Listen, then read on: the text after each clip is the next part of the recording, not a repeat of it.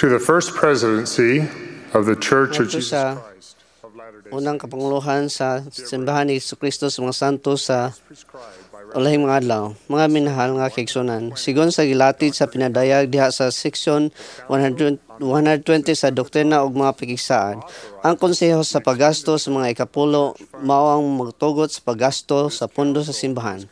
Kini nga konseho gilangkuban sa unang kapanguluhan, quorum sa napulog duha ka apostoles o presiding bishopric. Kini nga konseho maaprobar sa mga budget alang sa mga departamento sa simbahan, mga operasyon o mga paggahin sa budget ngadto sa eklesiastikanhong unit.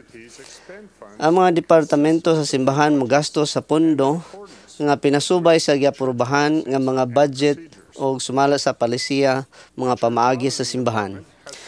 Ang departamento sa pag-audit sa simbahan gihatagan og katungod sa pag-abli sa tanang record o mga sistema sa kinahanglan aron pagtimbang-timbang sa husto pagkontrol kalabot sa resibo o paggasto sa pundo o pagbantay sa kabtangan sa simbahan. Ang departamento sa pag-audit sa simbahan gawas nun sa tanang departamento mga kalihukan sa simbahan.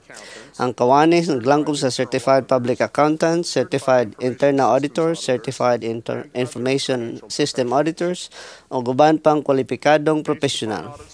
Base sa mga pag-audit nga gihimo, ang departamento sa pag-audit sa simbahan nagtuo nga ang tanang mga material, mga amot, paggasto, mga kapanghuaan sa simbahan alang sa 2011 na record og nadumala sumala sa tukmang pamaagi sa pagsubay, gitugutan ng mga budget o mga palisiya o mga pamaagi sa simbahan. Matinahorong gisumite departamento sa pag-audit sa simbahan. Robert W. Cantwell, tigdumalang direktor.